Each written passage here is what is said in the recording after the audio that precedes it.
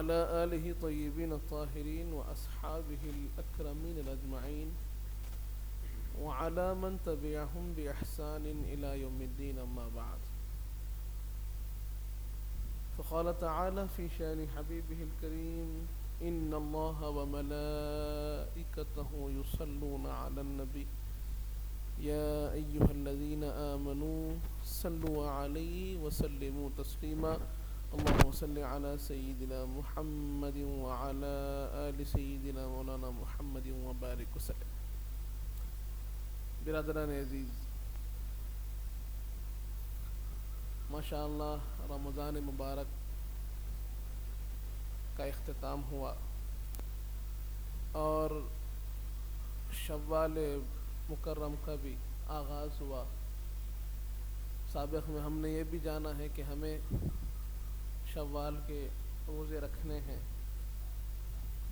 جو شخص شوال کے 6 روزے رہتا ہے، حضور پاک صلی اللہ علیہ وآلہ وسلم ارشاد فرماتے ہیں: من صام رمضان واتبعه بست من شوال کانہ صام الدہر کلہ او کما قال رسول اللہ صلی اللہ علیہ وسلم، کہ جو شخص رمضان کے روزے رکھتا ہے اور اس کے ساتھ شوال کے 6 روزے رکھتا ہے تو اللہ تعالیٰ اسے اتنا ثواب دیتا ہے جیسے کہ اس نے سارے زمانے کے روزے رکھے.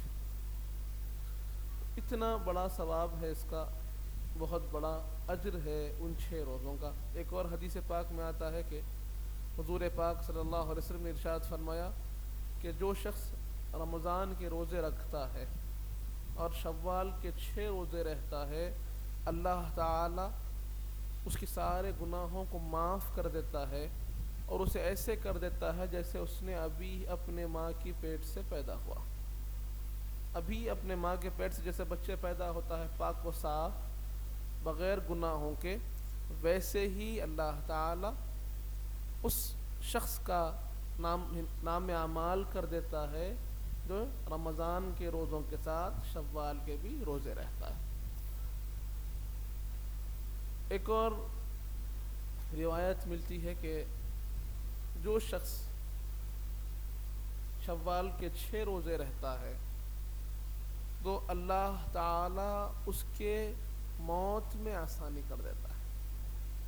جو سکرات ہوتی ہیں، جو موت کی تکلیف ہوتی ہے، اللہ اس موت کی تکلیف کو آسان کر دیتا ہے ان 6 روزوں کی برکت سے. ایسے بہت سے روایتیں، واقعات ہم کو ملتے ہیں کہ ہمیں یہ 6 روزے، جس کے پاس طاقت ہے، قوت ہے، چاہیے کہ وہ 6 روزے رہے. اور شوال کے 6 روزے رہنے کا ہمیں معلوم ہے کہ اس کے اندر پابندی سے رہنا شرط نہیں ہے. جیسے رمضان میں ہر ایک دن روزہ رکھنا شرط ہے، ویسے شوال میں 6 دن لگاتار رکھنا، پابندی سے رکھنا شرط نہیں ہے، بلکہ آدمی اپنی مناسبت سے سارے مہینے میں کبھی بھی 6 روزے رہ سکتا ہے. پورے مہینے میں صرف 6 روزے رہنے ہیں. تو میری خواہش ہے کہ جتنے لوگ ہیں جن کے پاس طاقت ہے، وقت ہے، وہ ضرور اس کے پابندی کریں، اس کے اہتمام کریں. اب رہی بات، اب اگر ہم آتے ہیں اپنی بات کی طرف، اللہ تعالیٰ ارشاد فرماتا ہے: من جاء بالحسنۃ فلہ 10 امثالھا.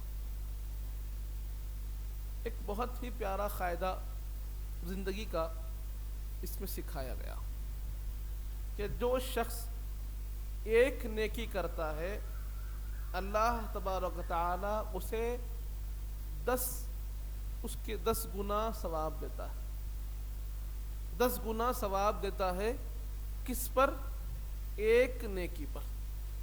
اور آگے فرما رہا ہے کہ اگر کوئی شخص ایک برائی کرتا ہے تو اسے اسی برائی کے مماثل عقاب ہوگا.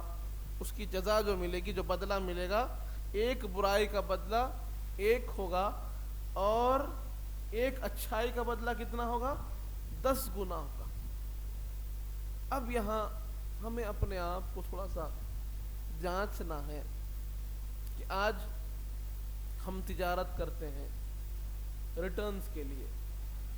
آدمی آج مشغول ہے پیسے کمانے میں، دنیا کمانے میں.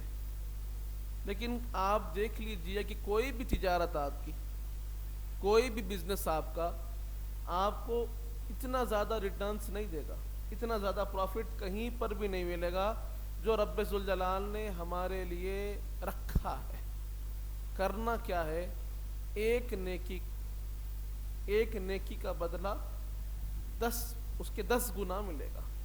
اب آپ کے اوپر ہے کہ کتنے نیکیاں آپ کر سکتے ہیں. یہاں ایک سوال یہ بھی کرنا ہے کہ نیکی سے مراد کیا ہے؟ کیا صرف نماز پڑھنا ہی نیکی ہے؟ روزہ رکھنا ہی نیکی ہے؟ زکوٰۃ دینا ہی نیکی ہے؟ حج کرنا ہی نیکی ہے؟ یا پھر کسی کے پاس پیسہ ہے تو وہ پیسہ خرچہ کرنا ہی نیکی ہے؟ تو ایسی بات نہیں ہے. حدیث پاک میں آتا ہے کہ اگر کوئی شخص اپنے بھائی کو مسکرا کر دیکھتا ہے تو وہ بھی نیکی ہے. اگر ایک اندھا آدمی راستے پر چل رہا ہے، کسی نے اس کا ہاتھ پکڑا اور راستہ پار کرا دیا، وہ بھی نیکی ہے. اگر کوئی راستہ بھٹک گیا تھا، آپ نے اس کو صحیح راستہ دکھا دیا، وہ بھی نیکی ہے. اگر راستے میں پتھر پڑا تھا، کانٹا پڑا تھا، اس کو آپ نے ہٹا دیا، وہ بھی نیکی ہے.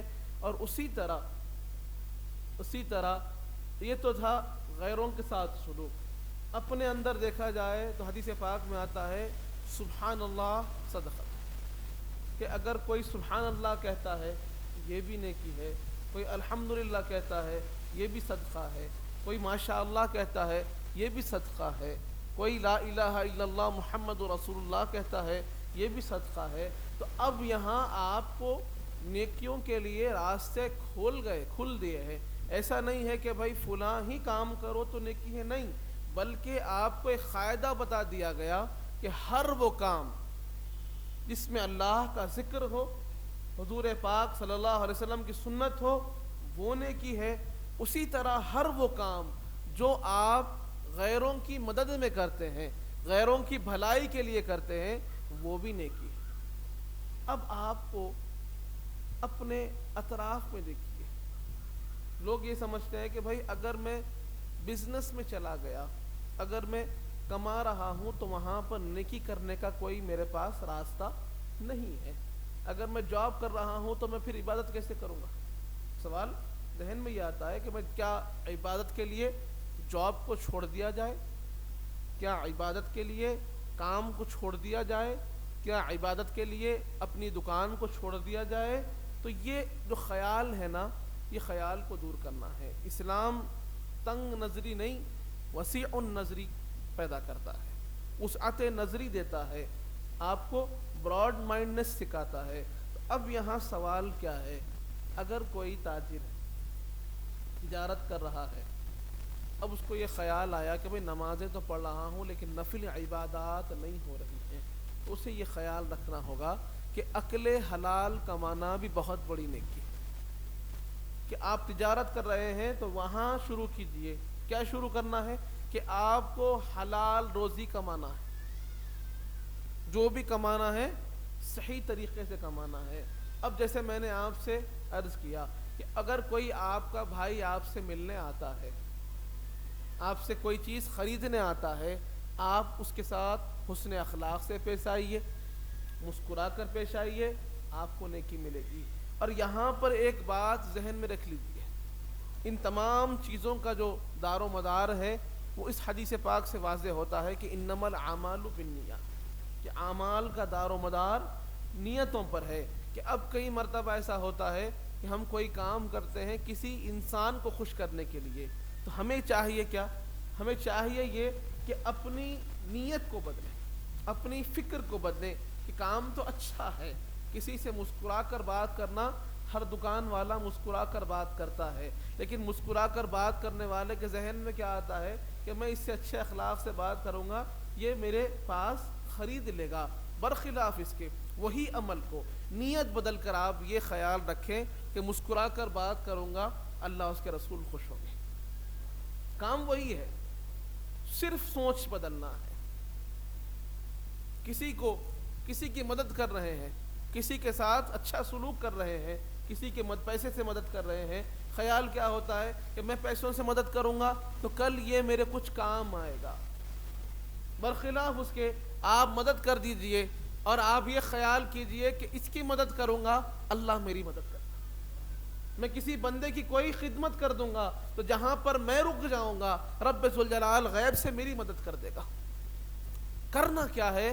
کام وہی ہے، اچھے اچھے کام کرتا ہے بندہ، لیکن کئی مرتبہ کیا ہوتا ہے کہ اس سے چھوٹی چیز سوچتا ہے، اس کا مقصد چھوٹا کر لیتا ہے۔ اپنے مقصد کو بڑا کیجئے۔ مقصد بڑا کیا ہے کہ اللہ اس کے رسول صلی اللہ علیہ وآلہ وسلم کی رضا حاصل کرنا، یہ ہمارا مقصد ہو۔ ہر اچھے کام کا مقصد یہ ہو کہ اللہ ہم سے خوش ہو جائے، حضور پاک صلی اللہ علیہ وسلم ہم سے خوش ہو جائے، یہ کام ہونا چاہیے۔ اب رہی بات، میں نے جو آیت پڑھی تھی اس کے اندر حضور پاک صلی اللہ علیہ وسلم نے ہمیں اس کی کئی تفسیریں بتائی، ایک انداز یہ بھی سمجھایا ہم کو کہ ہمیں عمل کیسے کرنا ہے، کیسے کرنا ہے؟ اخلاص سے کرنا ہے۔ جو میں نے آپ کو بتایا، اخلاص کیا ہے کہ خالص اللہ کے لیے کام ہو، کوئی بھی کام اللہ کے لیے ہو، کسی بندے کی خوشی کے لیے نہ کریں، رب ذوالجلال کی خوشی کے لیے کریں۔ اب جو آیت میں اللہ فرماتا ہے کہ اگر کوئی بندہ ایک نیکی کرے گا تو اسے 10 گنا ملے گا، اور نیکیوں کا ایک اور فائدہ بھی ہے۔ ایک آیت کریمہ میں اللہ فرماتا ہے کہ ان الحسنات یذہبن السیئات، کہ جو نیکیاں ہوتی ہیں وہ آپ کے گناہوں کو میٹتی ہیں۔ دو فائدے ہو گئے۔ دو فائدے کیا ہے؟ ایک تو ایک نیکی کرو، اس کے بدلے میں 10 گنا پاؤ، 10 گنا، یہاں ایک بات ہو گئی۔ دوسری بات کیا ہے کہ ایک نیکی کریں گے ادھر ایک گناہ مٹ دیا جائے گا، ایک نیکی کریں گے گناہ مٹ جائیں گے۔ آج معاملہ کیا ہے کہ آدمی کو یہ اندازہ ہی نہیں ہے کہ اس سے کتنے گناہ ہو رہے ہیں، اسے معلوم تک نہیں کتنے گناہ ہو رہے ہیں، کتنی اس سے خطائیں ہو رہی ہے، کہاں پر اس کی نظر اٹھتی ہے، کہاں زبان چل رہی ہے، کہاں ہاتھ غلط راستے پر جا رہے ہیں، کہاں قدم غلط راستے پر جا رہے ہیں، کہاں پر کسی کی غیبت زبان سے ہوتی ہے، کہیں پر کسی کی غیبت ہم سن رہے ہیں۔ اب سوال کیا ہے؟ بچنا کیسے؟ طریقہ کیا ہے؟ بھائی جو گناہ ہم کو معلوم ہے اس سے بچ جائیں گے، لیکن اگر معلوم ہی نہیں ہے کہ وہ گناہ ہے، کرنا کیا کہ اپنے نیکیوں میں اضافہ کر دیجئے، اپنے بھلائیوں کے کام میں اضافہ کر دیجئے، اچھے اچھے کام کرتے جائیے، کہ جتنے اچھے کام آدمی کرتا رہے گا اتنے ہی اس کے گناہ اللہ میٹتا رہے گا، کہ جتنی نیکیاں ہوں گی اتنے گناہ مٹتے جائیں گے۔ لوگ کہتے ہیں کہ میرے گناہوں کا کیا ہوگا، میں گناہوں سے کیسے چھٹکارا پاؤں؟ آپ نیکیاں کرتے جاؤ، اللہ آپ کو گناہوں سے دور کر دے گا۔ ایک مسئلہ یہ۔ دوسرا کہ جب بندہ ایک نیکی کرتا ہے تو اسے کتنا ثواب ملتا ہے؟ 10 گنا ثواب ملتا ہے۔ اب دیکھیے نیکی کیسے ہوتی ہے۔ سلیقہ عمل ہم کو ملتا ہے تو اہل بیت اطہار سے ملتا ہے۔ تبھی تو حضور پاک صلی اللہ علیہ وسلم نے ارشاد فرمایا کہ میں تمہارے درمیان میں 2 بھاری چیزیں چھوڑے جا رہا ہوں، انی تارکم فیکم الثقلین، اگر تم ان دونوں میں سے ان دونوں کو تھام لگے، ماں ان تمسکتم لن تضل ابدا، کہ اگر ان کو تھام لوگے تو پھر تم کبھی گمراہ نہیں ہوگے۔ کیا ہے 2 چیزیں؟ کتاب اللہ حبل ممدود بین السماء والارض واہل بیتی عترتی، او کما قال رسول اللہ صلی اللہ علیہ وسلم۔ کیا فرمایا گیا کہ 2 چیزیں چھوڑے جا رہا ہوں، 2 بھاری چیزیں۔ کیا ہے 2 بھاری چیزیں؟ ایک ہے اللہ کی کتاب قرآن مجید، جو زمین و آسمان تک ایک دراز رسی ہے۔ دوسری چیز حضور فرماتے ہیں کہ میری اہل بیت، میری عطرت جو میں تمہارے درمیان میں چھوڑے جا رہا ہوں۔ یہ دونوں میں تعلق کیا ہے؟ تعلق یہ ہے کہ قرآن ہمیں عمل کرنے کا حکم دیتا ہے، قرآن ہمیں عمل کرو کہتا ہے، اور اہل بیت اطہار ہمیں عمل کرنے کا سلیقہ سکھاتے ہیں۔ اسی لیے یہ دونوں میں بہت سے تعلقات ہیں، لیکن ایک تعلق یہ بھی ہے کہ اگر سلیقہ عمل سیکھنا ہے تو اہل بیت اطہار کی نفوس قدسیہ ہیں جن سے ہمیں عمل کو سیکھنا ہے۔ اب رہی بات کہ اس معاملے میں کیسی ہدایت ہم کو ملتی ہے؟ تو ایک بڑا مشہور واقعہ ہمیں ملتا ہے کہ سیدہ کائنات سیدۃ النساء بی فاطمہ الزہرا علیہ السلام کی طبیعت ناساز تھی۔ ایک مرتبہ آپ کی طبیعت ناساز ہے، مولا علی مشکل کشا پوچھتے ہیں کہ طبیعت ناساز ہے، آپ کیا کھانا چاہیں گے؟ دیکھیے یہاں پر تربیت شروع ہو رہی ہے، یہاں پر ہماری تربیت شروع ہوتی ہے کہ کئی مرتبہ آدمیوں کا یہ خیال ہوتا ہے کہ عورت کا کام ہی خیال رکھنا ہے، عورت ہی آدمی کا خیال رکھنا ہے، یہی اس کے ذہن میں رہتا ہے کہ ہر چیز کا خیال، میرا کام صرف کمانا ہے۔ نہیں، کمانا تو ہے ہی، اس کے ساتھ ساتھ اگر جہاں کہیں آپ کی ضرورت ہو تو آپ اپنی اہلیہ کا، اپنے گھر والوں کا خیال رکھیں۔ اب مولا علی مشکل کشا پوچھتے ہیں کہ آپ کیا کھانا چاہتے ہیں؟ آپ فرماتی ہیں کہ مجھے رمان کھانا ہے، یعنی انار کھانا ہے۔ انار ریگستان ہے، عربستان ہے، وہاں پر بہت کم ملتا تھا۔ اب دیکھیے کہ مولا علی مشکل کشا باہر نکلتے ہیں تو حال یہ ہے کہ پیسے نہیں ہیں، پیسے نہیں ہیں، لیکن اب وہ خواہش کو پورا کرنا ہے۔ آپ جاتے ہیں، ایک دینار، ایک درہم کسی سے ادھار لیتے ہیں، ادھار لے کر انار خریدتے ہیں، خرید کر واپس آ رہے تھے۔ ہمارے پاس کیا عالم ہے کہ اگر ضرورت پوری کرنا نہیں ہے، بھائی پیسے نہیں ہے، نہیں، یہ آپ کی ذمہ داری ہے، ان کی ضرورتوں کو پورا کرنا آپ کی ذمہ داری ہے، اور اس کے لیے اگر آپ کو کبھی کچھ کر لینا بھی پڑے، کہیں سے کچھ لینا بھی ہو تو انتظام کریے اور اس ذمہ داری کو پورا کیجیے۔ اب اس کے بعد پھر آپ انار لے کر واپس تشریف لاتے ہیں، تو راستے میں ایک کمزور بیمار آدمی سے ملتے ہیں۔ آپ کا دل اس کو دیکھ کر بے چین ہوتا ہے، پوچھتے ہیں بابا کیا حال ہے، تکلیف کیسی ہے، کچھ چاہیے کیا، کچھ چاہیے کیا؟ اب وہ بیمار آدمی کہتا ہے مجھے انار چاہیے، مجھے انار چاہیے۔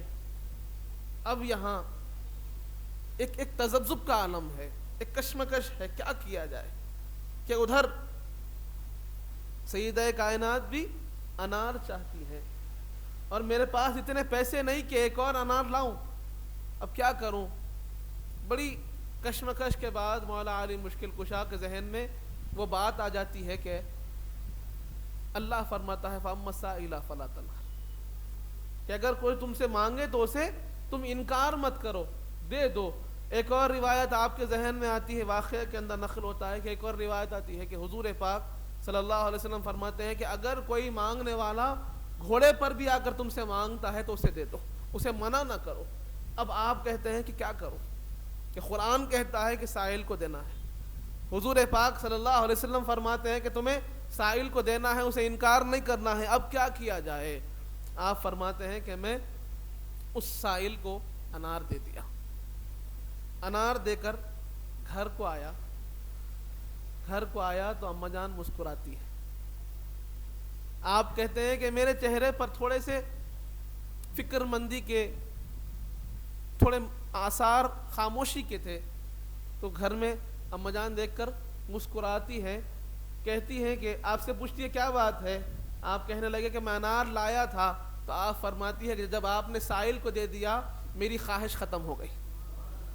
یہاں وہ ولایت، وہ کرامت بھی معلوم ہوتی ہے کہ یہ جو اولیاء کے سردار ہیں، جہاں سے ولایتیں بٹتی ہیں، سیدہ کائنات کا مقام کیا تھا، اور مولا علی مشکل کشا اور سیدہ کا دلی تعلق کتنا مضبوط تھا کہ ادھر آپ نے عمل کیا، ادھر آپ کو معلوم ہو گیا کہ علی نے ایک اللہ کی راہ میں وہ خیرات کر دیا ہے۔ آپ فرماتی ہے علی آپ کیوں فکر مند ہوتے ہیں، کیوں بے چین ہوتے ہیں؟ جب آپ نے اس کو دے دیا اللہ کی راہ میں، ادھر اللہ نے میری خواہش کو پورا کر دیا۔ اب اس کے بعد پھر کچھ دیر گزرتی ہے، تھوڑی دیر گزری، دروازے پر دستک ہوتی ہے، دستک ہوتی ہے تو حضرت سلمان فارسی رضی اللہ عنہ یہ حضور کے بڑے چہیتے صحابی تھے، اہل بیت اطہار سے بھی بڑی محبت کرتے تھے۔ آپ ایک کشتی میں انار لاتے ہیں، کشتی میں ڈھانپ کر کچھ لے کر آتے ہیں۔ مولا علی مشکل کشا پوچھتے ہیں کیا ہے سلمان بھائی، کیا لے کر آئے؟ آپ فرماتے ہیں کہ حضور نے بھیجا ہے اور حضور کی طرف اللہ نے بھیجا ہے، رب ذوالجلال نے حضور پاک صلی اللہ علیہ وسلم کے پاس بھیجا اور حضور پاک صلی اللہ علیہ وسلم نے آپ کے پاس بھیجا ہے۔ یہ انار ہے جو جنت سے اللہ نے آپ کے لیے بھیجے ہیں۔ اب مولا علی مشکل کشا اناروں پر سے پردہ ہٹاتے ہیں، وہ جو چادر تھی وہ چادر ہٹاتے ہیں تو 9 تھے، 9 انار تھے۔ تو آپ فرماتے ہیں سلمان 10 ہونے چاہیے تھے، 9 کیوں ہیں؟ ہونے تو 10 چاہیے تھے، 9 کیوں ہیں؟ تو حضرت سلمان اپنے جیب میں سے ایک انار نکال کر کہتے ہیں علی میں تمہارا امتحان لے رہا تھا، کیونکہ اللہ کیا فرماتا ہے، مولا علی مشکل کشا کا قرآن پر کیسے ایمان بھی ہے اور کیسا آپ کا علم ہے۔ یہ دیکھیے کہ آپ یہ جانتے ہیں کہ اللہ کی راہ میں ایک دیں گے، اللہ فرماتا ہے فَلَهُ عَشْرُ أَمْثَالِهَا کہ اس کے لیے 10 گنا ہے۔ تو اب یہاں میں نے ایک انار دیا تھا، جب رب ذوالجلال بھیجے گا تو پھر 10 بھیجے گا، 9 نہیں قبول ہوں گے، 9 نہیں ہوں گے، 10 ہوں گے۔ حضرت سلمان فارسی کہتے ہیں کہ ہاں 10 ہی ہے، میں تمہارا امتحان لے رہا تھا۔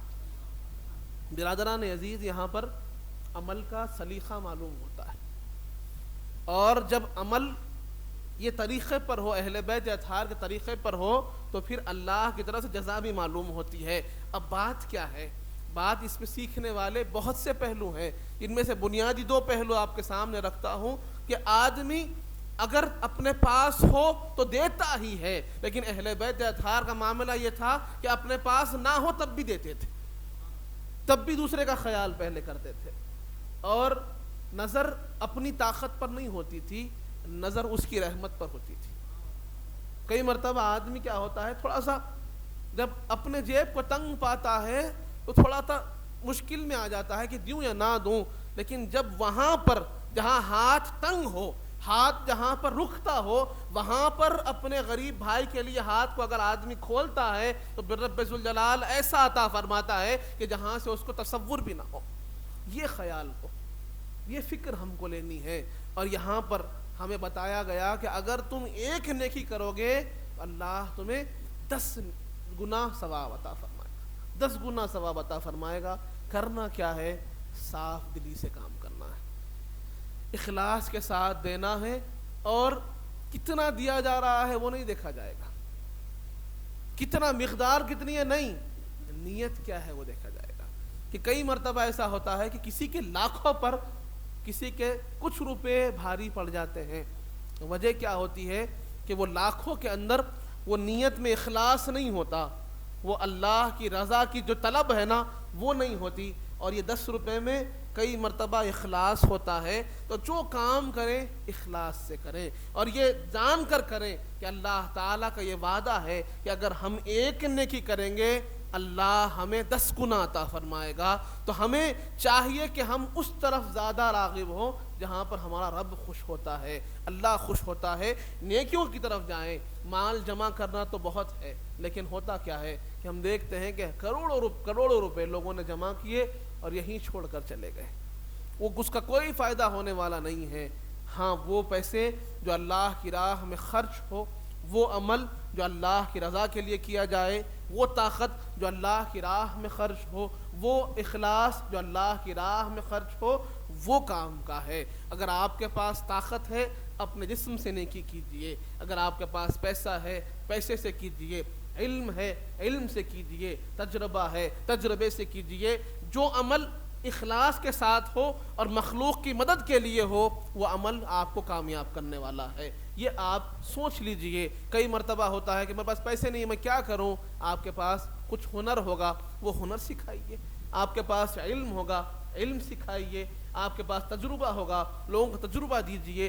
آپ اپنا اخلاقیات، اگر آپ کے پاس اخلاق اچھے ہیں، بزرگوں نے آپ کو پیارے تربیت کی ہے، اچھی تربیت کیجئے۔ ہر وہ عمل جو مخلوق کو فائدہ دیتا ہے اور جو اللہ کی رضا کے لیے ہو وہ عمل آپ کو کامیاب کرنے والا ہے۔ یہ غور کیجئے اور اس طرف عمل کی طرف اپنے آپ کو پیش کیجئے، عمل کی طرف اپنے آپ کو لگائیے۔ صرف بات کرنے سے کوئی فائدہ ہونے والا نہیں ہے جب تک کہ اس پر عمل نہ کیا جائے. جب تک کہ اس پر عمل نہ ہو کوئی فائدہ ہم کو نہیں ہوگا. یہ ہمارا فریضہ ہے کہ خود بھی عمل کریں اور اپنے بچوں کو بھی, اپنی اولاد کو بھی صحیح راہ پر ڈالیں, صحیح راستے پر ڈالیں. یہ ہمارا فرض ہے. اور اہل بیت اطہار کے ہم نے ایک پہلو کو جانا ہے, ایسے بہت سے پہلو ہیں. یہ سیکھیے, سیرت طیبہ کو سیکھیے, اہل بیت اطہار کی زندگی کو سیکھیے تاکہ ہم کو زندگی میں صحیح راستہ ملے. کیونکہ آج ہر ایک شخص یہ دعویٰ کر رہا ہے کہ میں تمہیں راستہ دکھاؤں گا, چلو تمہیں صحیح راستہ دکھاؤں گا, لیکن صحیح راستہ وہ ہے جو اللہ اس کے رسول نے ہمیں دکھایا ہے اور حضور پاک صلی اللہ علیہ وسلم نے ہمیں دکھا دیا ہے کہ تم قرآن کو تھام لو اور اہل بیت اطہار کے راستے پر چلو, ان کے دامن سے وابستہ ہو جاؤ, تم کامیاب ہو جاؤ گے, تم کامیاب ہو جاؤ گے, کبھی گمراہ نہ ہوگے. اب آپ کو یہی کام کرنا ہے اور عمل کرنا ہے. عمل کرنا ضروری ہے. اگر ہم کہیں گے نہیں دوسرے کو میں اصلاح کروں گا, خود عمل نہیں کروں گا, تو پھر قرآن کہتا ہے لما تقولون ما لا تفعلون, کہ تم وہ کیوں کہتے ہو جو خود عمل نہیں کرتے. تو ہمارا کام ہے کہ ہم دوسروں کو کہیں تو خود بھی عمل کریں, خود بھی اس راستے پر چلنے کی کوشش کریں. ہمارا کام کوشش کرنا ہے. توفیق اللہ کے ہاتھ ہے. رب ذوالجلال انشاءاللہ ہمیں توفیق دے گا. اللہ تعالیٰ سے دعا ہے مالک جب تک زندہ رکھ, اسلام پر رکھ, موت ایمان پر دے, وقت نزا حضور پاک صلی اللہ علیہ وسلم کا دیدار نصیب فرما. مالک ہمیں نیک اور صالح متقی و پرہیزگار بنا. ہمارے گناہوں کو معاف فرما, ہمارے گناہوں کو نیکیوں سے تبدیل کر دے. مالک ہم میں جو پریشان حال ہیں ان کی پریشانیوں کو دور فرما. ہم میں جو بیمار ہیں انہیں شفاء کامل عطا فرما. ہم میں جو مخروض ہیں ان کے قرضوں کا عطا فرما. جو کچھ کہے ہیں, جو کچھ سنے ہیں, اس پر عمل کرنے کی توفیق عطا فرما. حضور پاک صلی اللہ علیہ وسلم کا سچا غلام و امتی بنا. مالک اہل بیت اطہار کا سچا غلام بنا, صحابہ کرام کا چاہنے والا بنا, اولیاء اللہ کا چاہنے والا بنا. ان کے بتائے ہوئے راستے پر چلنے کی توفیق عطا فرما.